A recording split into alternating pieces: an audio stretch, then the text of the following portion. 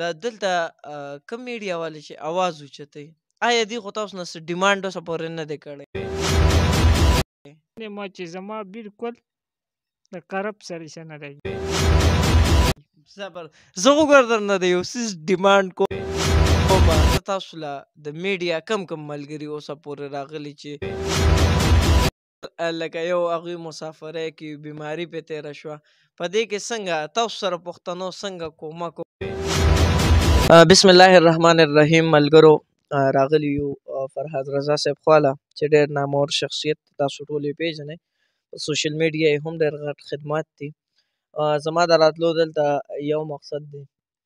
چې دوی سره پښتنو کم مینه کړې ده کم لاس یې ورکړی دی یا دوی له کم ملګري راغلي دي د هغې حوالې سره به موږ دوی نه څه تپوسونه کوو نو هغه به موږ ستاسو مخې ته ږدو نو راځئ موږ سره السلام علیکم. وعلیکم السلام ورحمت الله وبرکاته. څنګه یې فرهاد رضا رور ښه یې جي؟ الحمدلله ټیم ښه تېرېږي او بس چې کومه دی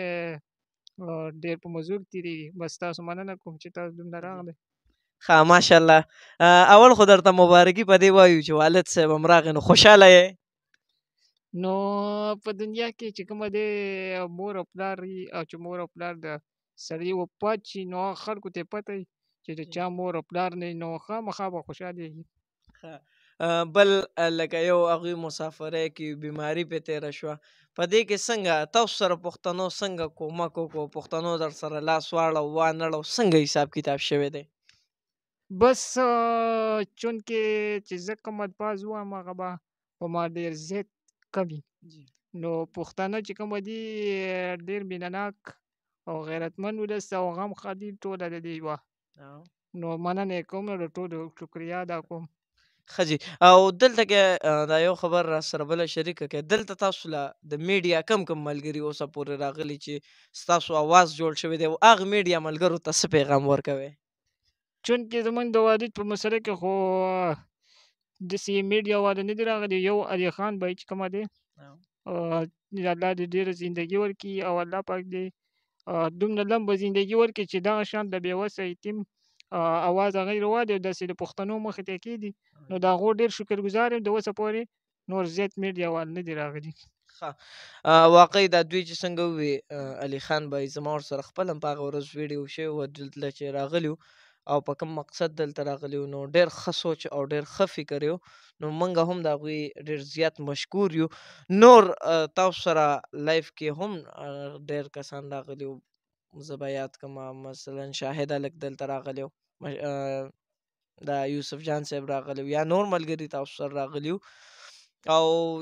لکه کومه چې دا غټه مسله وه ستاسو د والد صاحب زادې کې علي خان دې راغلي وو نو د هغې میډیا والا شکریا ادا کړې؟ یوسف جان نه دا خو چونکې زموږ د پښتنو ستوری دی او ستوری چې کومه دی الله پاک دې عزتمند کړي او الله پاک دې نه خرابوي. نو که یوسف جان دادا چې زه یاد کړم نو د هغه تعریف وکړم او د هغه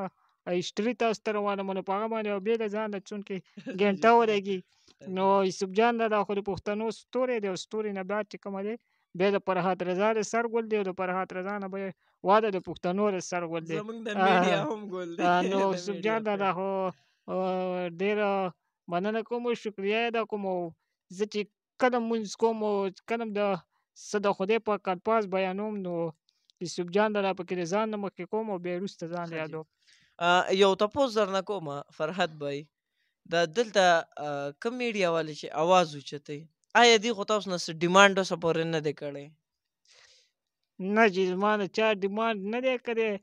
او بله خبره دا ده چې زما نه چا ډیمانډ وکړي که نه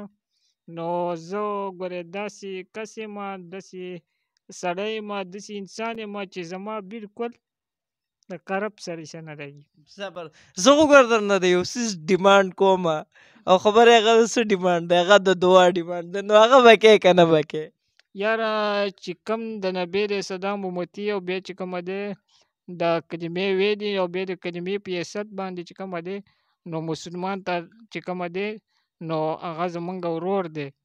نو چې چا کلمه ویلي هغه زمونږ ورور دی که د پاکستان نه دننه وي که د پاکستان نه بهر وي که د پاکستان نه که په امریکا کې او که په لندن کې او که په کینیډا کې هغه ګورې ټول زمونږ ورونه دي هغه به موږ ټول په دعاګانو کې یاد ساتو داسې نه چې یو ځان پښتانه یا مثال کې ځان له چې کومه دی خپله کورنۍ نو ټول امت مسلمه ته به ته چې کله مونځ کې قرآن وې نو بل داسې ښه الفاظ د الله پاک بیانې کلمه شي درود شریف شي په دې ټولې کې به چې کومه دی امت مسلمه ته خامخا دعا کې دا ټول زما ورونه دي